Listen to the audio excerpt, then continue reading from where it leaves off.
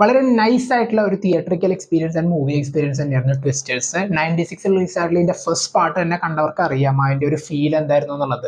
Technical സൈഡൊക്കെ അത്രത്തോളം മികച്ചു നിന്നിട്ടുള്ള ഒരു മൂവി ആയിരുന്നു. കാരണം അവർ പറയാൻ ഉദ്ദേശിച്ചുള്ള ഒരു സംഭവമുണ്ട്. ടൊർണാഡോനെ ചേസ് ചെയ്ത് പോകുന്ന ഒരു കൂട്ടം ആൾക്കാർ, അതുപോലെ വേറൊരു ടീം, ആൻഡ് ഇവർ ടൊർണാഡോസിനെ ചേസ് ചെയ്ത് പോകുമ്പോൾ അവർ ഉദ്ദേശിച്ചിട്ടുള്ള കാര്യങ്ങൾ എന്തൊക്കെയാണ്, ഇതൊക്കെയാണ് ഫസ്റ്റ് പാർട്ടിൽ പറഞ്ഞിരുന്നത്. ആൻഡ് 28 വർഷങ്ങൾക്ക് ശേഷം ഇതിന്റെ ഒരു സ്റ്റാൻഡ് ലോൺ സീക്വൽ ആയിട്ട് വരുമ്പോൾ എനിക്ക് അതിൽ വളരെ യുണീക്ക് ആയിട്ട് തോന്നിയത് ഫസ്റ്റ് പാർട്ടിലത്തെ ഒരു ഡിവൈസിനെ കുറിച്ചുള്ള മെൻഷനിങ് അല്ലാതെ വേറെ ഒരു ക്യാരക്ടേഴ്സിനെയും അവർ ഇതിലേക്ക് കൊണ്ടുവന്നിട്ടില്ല. സാധാരണ ഇങ്ങനെയുള്ള ഒരു സീക്വൽസ് ഇറങ്ങുമ്പോൾ ഫസ്റ്റ് പാർട്ടിലത്തെ ഏതെങ്കിലും ഒക്കെ ഒരു ക്യാരക്ടേഴ്സിനെ കൊണ്ടുവരും ലിവിങ് ആയിട്ടുള്ളത്. പക്ഷെ ഇതിൽ അവർ അതിനൊന്നും ശ്രമിക്കാതെ പ്യുവർ ആയിട്ട് പുതിയൊരു സ്റ്റോറി സെറ്റപ്പിലായിട്ടാണ് ഈ ഒരു കാലഘട്ടത്തിന് യോജിക്കുന്ന രീതിയിലുള്ള ഒരു സ്റ്റോറിയാണ് അവർ പ്രസന്റ് ചെയ്യാൻ ശ്രമിച്ചിട്ടുള്ളത്. അത് വളരെ യുണീക്ക് ആയിട്ട് തന്നെ തോന്നി.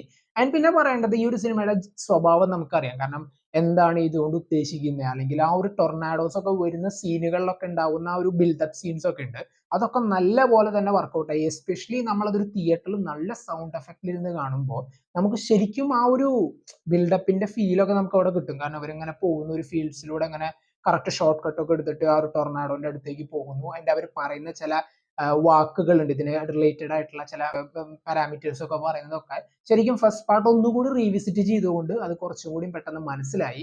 കാരണം എൻ്റെ ഓർമ്മയിൽ ശരിക്കും ഈ സിനിമയെ കുറിച്ച് ഞാൻ ആദ്യമായിട്ട് കേൾക്കുന്നത് ഞാൻ 5ാം ക്ലാസ്സിൽ പഠിക്കുമ്പോൾ നമ്മൾ ആദ്യമായിട്ട് കമ്പ്യൂട്ടർ ലാബിൽ കൊണ്ടുപോയിട്ട് ഇതൊക്കെ കാണിക്കുമ്പോൾ ഈ കമ്പ്യൂട്ടറിലുള്ള ചില സിനിമകളിലത്തെ സീൻസോ അല്ലെങ്കിൽ ഏതെങ്കിലും സീനുകളൊക്കെ ഒന്ന് ഒരു പ്ലേ ചെയ്തിരുന്നു. ആൻഡ് ആ പ്ലേ ചെയ്ത സീന് ട്വിസ്റ്റർ എന്ന് പറഞ്ഞ മൂവിയിലായിരുന്നു. സോ അന്ന് ഇതൊക്കെ കാണുമ്പോൾ ഇത്രയും വലിയ സംഭവങ്ങളൊക്കെ ഉണ്ട്, അല്ലെങ്കിൽ ടി വിയിൽ ഇങ്ങനെ വരുമ്പോൾ നമുക്ക് ഇത്രയും വലിയൊരു സംഭവമാണ് അത്. ആ പടം ഇന്നും അത്രയും സംഭവം തന്നെയാണ്. അപ്പോൾ ഇത് നമ്മൾ അതിന്റെ ഒരു സ്റ്റാൻഡേർഡ് സീക്വൽ നമുക്കൊരു തിയേറ്ററിൽ നിന്ന് കാണാൻ പറ്റുക എന്ന് പറയുമ്പോൾ ശരിക്കും ആ ഒരു ഫീല് വേറെ ലെവൽ തന്നെയായിരുന്നു. ടെക്നിക്കൽ സൈഡും അതെ, ആ മൊത്തത്തിലുള്ള ആ ഒരു സീൻ ക്രിയേഷനും അല്ലെങ്കിൽ ആ ഒരു ഡിവാസ്റ്റേഷൻ എഫക്റ്റും ഒക്കെ ശരിക്കും അവിടെ നല്ല പോലെ ഔട്ട്പുട്ട് കിട്ടിയിട്ടുണ്ട് പടം തിയേറ്ററിൽ നിന്ന് കാണുമ്പോൾ. ആൻഡ് എല്ലാ പെർഫോമൻസും നല്ല കിടിലനായിട്ട് ചെയ്തിട്ടുണ്ട്. ആൻഡ് ഇതിൽ എടുത്തു പറയേണ്ടത് ഇതിന്റെ ലീഡിങ് ആയിട്ടുള്ള ആക്ട്രസ്, അവരെ കാണിക്കുന്ന സീനിലും അതേ വളരെ ചെറിയ ചെറിയ രസകരമായിട്ടുള്ള സംഭവങ്ങൾ എനിക്ക് തോന്നി. ഫസ്റ്റ് പാർട്ടിൽ ജോ എന്ന് പറയുന്ന ഒരു ക്യാരക്ടറിനെ കാണിക്കുമ്പോൾ ഒരു വൈറ്റ് ടീഷർട്ട് ഇട്ടിട്ട് ആയിട്ടാണ് കാണിച്ചിട്ടുള്ളത്. ഇപ്പൊ ഇതിലേക്ക് വരുമ്പോൾ സീക്വലിലേക്ക് വരുമ്പോൾ അതെ, ഇപ്പോ ലീഡിങ് ആക്ട്രസിനെ കാണിക്കുന്ന ഒരു സീനില് ശരിക്കും ആ ഒരു ഫസ്റ്റ് പാർട്ടിൽ എങ്ങനെയാണോ ഒരു ആക്ട്രസിന് കൊടുത്തിട്ടുള്ള കോസ്റ്റ്യൂം അതുപോലെ സിമിലർ ആയിട്ടുള്ളതാണ് ഇവിടെയും കൊടുത്തിട്ടുള്ളത്. ആൻഡ് അതുപോലെ അവിടെ ഒരു ഡ്രൈവ് ഇൻ മൂവി തിയേറ്ററിന്റെ ഒരു ഇതിൽ വെച്ചിട്ട് ഒരു ടൊർണാഡോ വരുന്ന സീനൊക്കെ ഉണ്ട്. ആൻഡ് ഇതിലും അതുപോലത്തെ ഒരു സംഭവം ക്ലൈമാക്സിലൊക്കെ ഇങ്ങനെ സെറ്റ് ചെയ്ത് വെച്ചിട്ടുണ്ട്. സോ ഒരു സിമിലാരിറ്റീസ് ആയിട്ട് ഫീൽ ചെയ്തിരുന്നു. ബാക്കിയുള്ള എല്ലാ സംഭവങ്ങളും അതെ, ഇപ്പൊ ഈവൻ നമ്മളിത് പടം ഇരുന്ന് കാണുമ്പോൾ നമുക്ക് എവിടെയും ബോറടിപ്പിക്കാതെ ഇവരെന്താണോ പറയാൻ ഉദ്ദേശിച്ചിട്ടുള്ള സംഭവം, സയന്റിഫിക് ആയിട്ടുള്ള സംഭവങ്ങളും അതല്ലെങ്കിൽ വലിയ രീതിയിൽ കോംപ്ലിക്കേറ്റഡ് ആക്കാതെ കാണുന്ന ഓഡിയൻസിന് നന്നായി മനസ്സിലാവുന്ന രീതിയിലാണ് അവതരിപ്പിച്ചിട്ടുള്ളത്. ഒരു 2 മണിക്കൂർ കൊണ്ട് വളരെ നൈസ് ആയിട്ടുള്ള ഒരു എക്സ്പീരിയൻസ് പ്രൊവൈഡ് ചെയ്യാനായിട്ട് ട്വിസ്റ്റേഴ്സിന് പറ്റിയിട്ടുണ്ട്.